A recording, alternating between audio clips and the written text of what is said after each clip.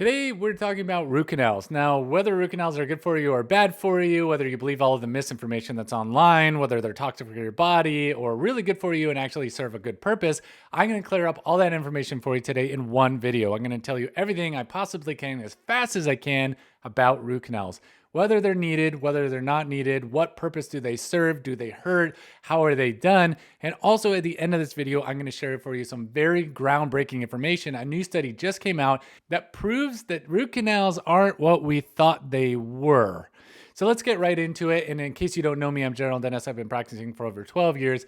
And I love talking about dentistry, and I love sharing information that helps people unconditionally where I don't even get anything back. I don't want anything from you. I just want to teach you about dentistry. And today we're talking about root canals.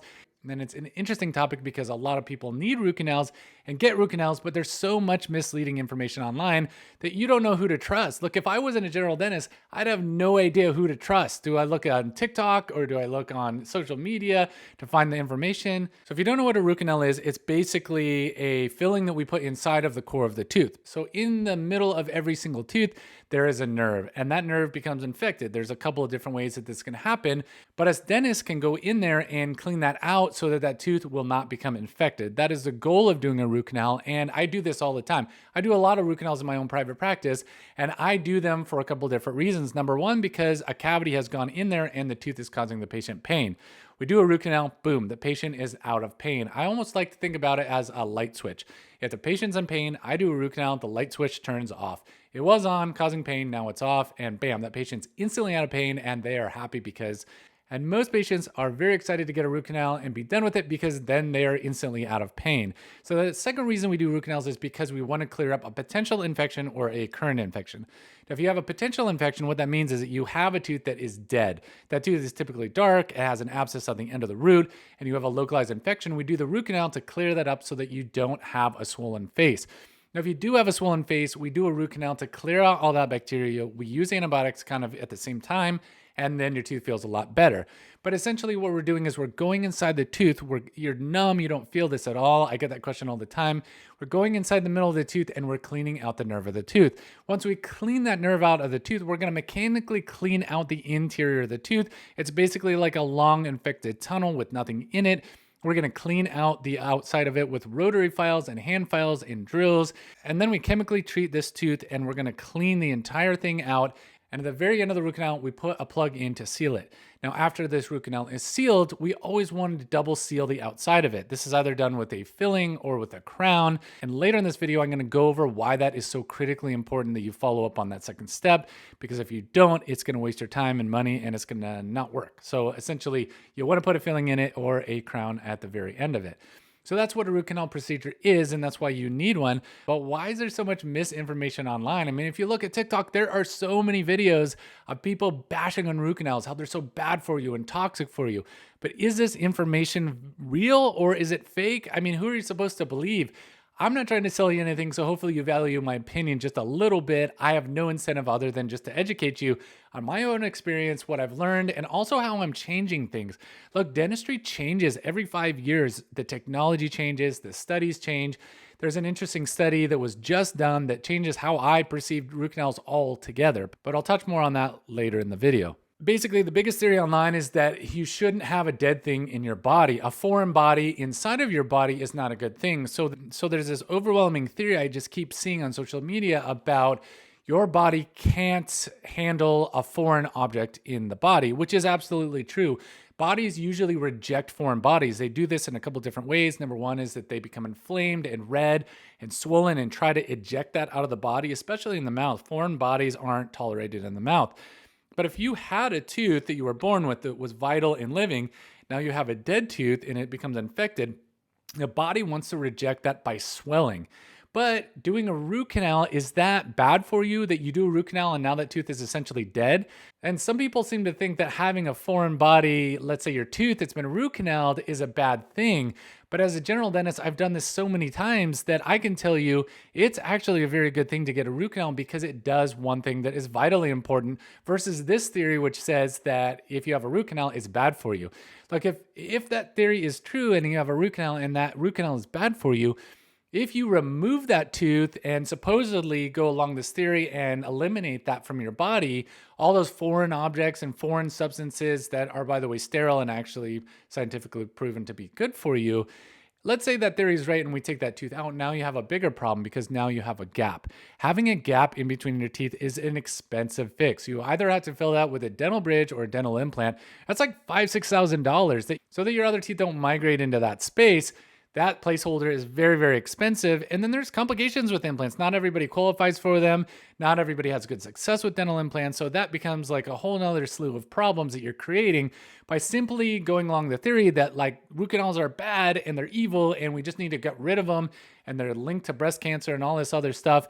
There has been no scientific data to back a lot of these things up. For example, if you said the number of root canals that are being done in the United States is increasing, at the same time you're saying that the number of people who have breast cancer is increasing, those two seem to be correlated because this one's going up and this one's going up at the same time, but that doesn't mean that this causes this, that X equals Y or X causes Y. So I would just caution you a little bit until we get more data, more studies to prove this, that there is an absolute link. So let me explain a little bit why we do root canals and as a general dentist, why I still think they have a place in dentistry and why they're not bad for you and why they're very beneficial.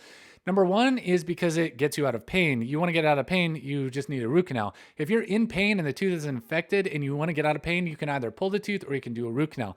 Now, if you pull a tooth, I went over all the problems with that, but that is cheap and easy and expensive on the back end. But who wants to pull a tooth? I don't want to have to deal with a missing space or a missing tooth. It's a lot easier to do a root canal. Root canals don't take very much time to do. It takes me on average like 30 minutes, maybe even sometimes 20 minutes. I've knocked out a root canal on a front tooth, on a side tooth. Molars are a little bit more complicated because they have more roots and they have more nerves in there.